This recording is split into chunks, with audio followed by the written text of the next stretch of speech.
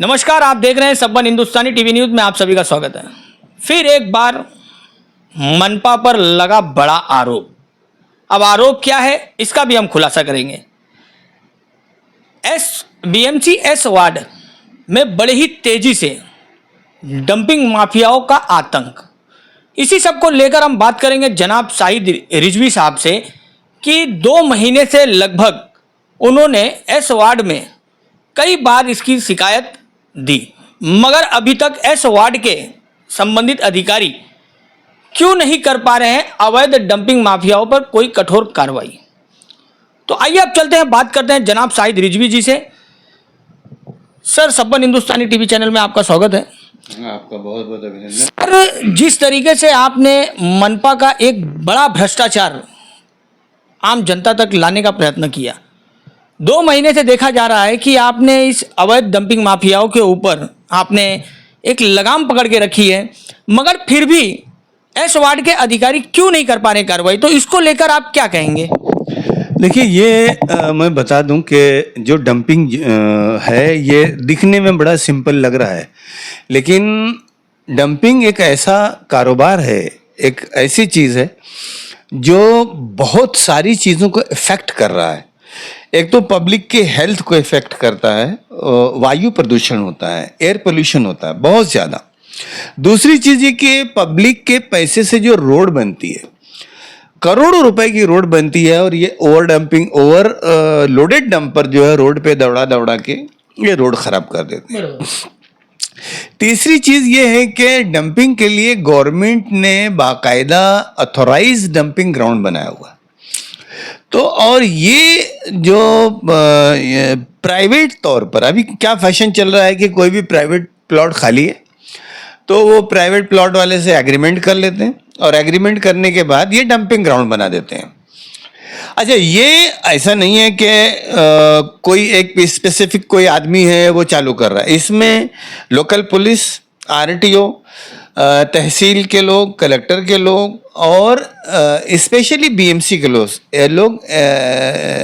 SWM solid waste management department और environment department, ये सारे इनके लोग मिले होते हैं। लोकल जो कॉरपोरेटर हैं वो भी मिले रहते हैं, और यही वजह है कि आप कंप्लेन जब करिए ऊपर लेवल पर, मैं मुख्यमंत्री से लेके जो मनपा आयुक्त हैं गगरानी साहब हैं, और जो ये ईस्टर्न सबब के एएमसी हैं और डीएमसी हैं, पुलिस जोन 10 के सभी सरकारी संबंधित सारे अधिकारियों को हमने जानकारी दी, उनको बताया, हमने न्यूज़ लगाई। हमारे न्यूज़पेपर जो दैनिक है अलर्ट सिटीजन, आप भी जानते हैं, लेकिन उसके बावजूद आज तक डंपिंग चालू है। जबकि इससे पहले मैंने पवई में ही डंपिंग हो रहा था, बहुत बड़ा डंपिंग हो रहा था, मैंने बंद कराया था बहुत बड़े लेवल पे। उसके बाद आपको याद होगा कांजूर मार्ग में एक डंपिंग हो रही थी इलीगल, बहुत बड़ी, उसको कलेक्टर ने बहुत बड़ा एक्शन लिया था और वो बंद हुआ था।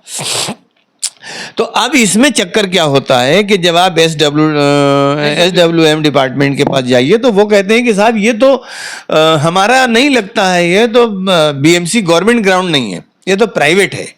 ठीक है, इससे आने वाली ऐसी कई तमाम बीमारियां भी, हाँ, ये बहुत ज़्यादा घातक है। इसमें डॉक्टरों का मैंने ओपिनियन लिया है, ये सबसे बड़ा जो माइग्रेन है और सबसे बड़ा साइनस है और लंग्स से रिलेटेड बहुत सारे डिजीज़ हैं जो इससे पैदा होते हैं। और सबसे बड़ी चीज़ जो अभी बारिश आने वाली है, तो ये जब ओवरलोडेड डंपर लेके जाते हैं तो वो रॉ जो है, रैबिट्स जो है या मिट्टियाँ जो है वो रोड पे गिरती हैं, उससे गाड़ी जो है डिसबैलेंस होती है, स्किड होती है, एक्सीडेंट स्लिप होती है, एक्सीडेंट होने के डर होते हैं, और होता ही एक्सीडेंट, बहुत सारे एक्सीडेंट हुए हैं। तो ये सारी चीज़ें हैं, तो प्रशासन को इस पर संज्ञान लेना चाहिए। तो सर क्या लगता है, जिस तरीके से हर बार देखा जाता है कि मुंबई के हर एक अलग अलग इलाकों पे जिस तरीके से डंपिंग आज जो चालू है, तो क्या ये महाराष्ट्र सरकार और मनपा आयुक्त को और तहसीलदार को इस चीज़ की जानकारी नहीं होगी? ऐसा आपकी क्या राय होगी इस पर? नहीं देखिए, चूंकि बड़े लेवल पे अधिकारियों का सिस्टम क्या होता है, वो बेचारे अपने रास्ते से जाते हैं, अपने ऑफिस में बैठ जाते हैं, उनको कुछ पता नहीं होता, ऑन पेपर उनको जानकारी मिलती है। अब वो वहां से पेपर फॉरवर्ड करते हैं वार्ड को। अब वार्ड वाले चूंकि पैसा खाए होते हैं, 100% पैसा खाए होता है, पैसा अगर नहीं खाए होते, उनकी साझेदारी नहीं होगी तो उस पर एक्शन लेंगे। उनको क्या, उनका सेल्फ बेनिफिट या सेल्फ क्या इंटरेस्ट है? तो सर इस सबको लेकर आपका अगला कदम क्या होगा? अभी इसके लिए मैं पर्सनली, ये वार्ड ऑफिसर हैं सासाने महोदया, मैं उनको मिलने वाला हूँ। तहसीलदार हैं, उनसे मैं पर्सनली मिलने वाला हूँ। और अभी मुझे जो आपको मैं दिखला सकता हूँ आपके कैमरे पे, मुझे रिप्लाई आया हुआ है बहुत बड़े लेवल पे जो अथॉरिटीज़ का, कि मुझे डायरेक्शन दिया गया है कि आप जाके मिलिए, यानी एएमसी से, वार्ड ऑफिसर से और तहसीलदार से। तो मैं जाने वाला हूँ, जाके मिलूंगा। और इसमें सबसे बड़ी चीज़ ये है कि जो आरटीओ डिपार्टमेंट है, जो ओवरलोडेड डंपर पे चार्ज मारता है, ये स्थानिक पुलिस भी कर सकती है। एक डंपर पर जो है लाखों रुपया फाइन है, समझ रहे हैं आप? लाखों रुपया फाइन है, लेकिन ये लोग 5,000 8,000 नॉर्मली चार्ज मार बस, जबकि बेसिक चार्ज इनको 20,000 रुपया कम से कम इनको मारना चाहिए। पुलिस स्टेशन कंपलसरी है, ठीक है, लेकिन ये नहीं मारते।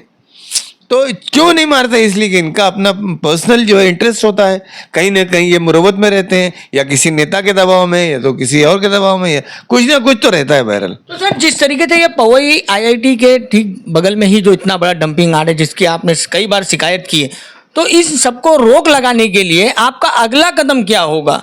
मैं इसके लिए जो महाराष्ट्र सचिव हैं और या जो एकनाथ शिंदे साहब हैं, क्योंकि इन सारे मामलात का वो मंत्रालय उनके पास है, तो अब मैं नेक्स्ट वीक में, ये जो मंडे ट्यूसडे से आएगा, मैंने सारी चीज़ें तैयारी की हुई हैं और मैं उनके पास बैठने वाला हूं और इसका सोल्यूशन निकालूंगा। इसका जो है रास्ता निकलना चाहिए, वरना ये आए दिन, अभी देखिए एक और भी बहुत जगह, ये बहुत सारी जगह है, साकीनाका में भी चालू है और भी कई जगह चालू है। तो इस तरीके से अभी ये आपको बता दूं, बांद्रा जो बीकेसी है, बांद्रा खेरवाड़ी के सिग्नल पे चालू है।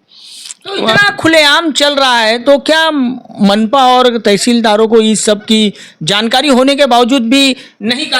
अब आप इमेजिन करें कि यहाँ तो कलेक्टर ऑफिस नहीं है, वहाँ तो उपनगर कार्यालय कलेक्टर का, और उसी रास्ते तक कलेक्टर जाते हैं, जज जाते हैं, सारे लोग गुजरते हैं, मंत्री गुजरते हैं। बड़ा भ्रष्टाचार है ये, बहुत बड़ा भ्रष्टाचार। और आपको बता दूं, ये करोड़ों का कारोबार है, 2-4 रुपए का नहीं है।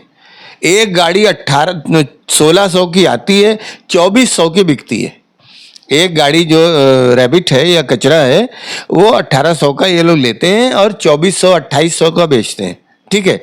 तो अब जाहिर सी बात है, उसमें सबका हिस्सेदारी होती है और सबको जाता है ये चीज़ें। और इसके लिए आप लोगों से मेरा निवेदन है कि आप लोग आवाज़ उठाइए। आप जैसे चैनल जो है जिम्मेदारी अपनी निभाएं, और हम भी, हमारा जो कर्तव्य है हम निभा रहे हैं। तो इस पर जो है कोई अच्छा ठोस निर्णय सरकार ले सकती है और ये बंद हो सकता है पूरे बम्बई में जो ये चल रहा है अंधा राज। तो ऐसा आपका खुला एकदम राज्य सरकार को आप खुला चुनौती दे रहे हैं कि अंधा सरकार चल रहा है? आप खुलेआम देखिए ना, कोई मतलब साँच को आँच का मसला ही नहीं है। जो चीज, जो धंधा अवैध है और वो खुलेआम हो रहा है, ऐसी जगह कोई कोने में नहीं हो रहा है। मतलब खेरवाड़ी का आप एग्जाम्पल ले लीजिए, पवई का एग्जाम्पल, मतलब रिवेन रोड पवई आईआईटी के सामने हो रहा है, खेरवाड़ी सिग्नल के पास हो रहा है। ये चीज़ है। तो ये थे महाराष्ट्र के जाने माने वरिष्ठ पत्रकार और समाज सेवक जनाब शाहिद रिजवी साहब ने खुला महाराष्ट्र सरकार को वार्निंग दे दी है कि अगर जल्द से जल्द अगर पवई आईआईटी के पास जो डंपिंग यार्ड चल रहा है, इस पर अगर कठोर कार्रवाई नहीं होती है तो इनकी अगली कदम महाराष्ट्र के उप मुख्यमंत्री एकनाथ शिंदे जी से करेंगे भेंट। हमारे चैनल के साथ बने रहिए, आगे और भी अपडेट आपको मिलते रहेगा। जय हिंद, जय महाराष्ट्र।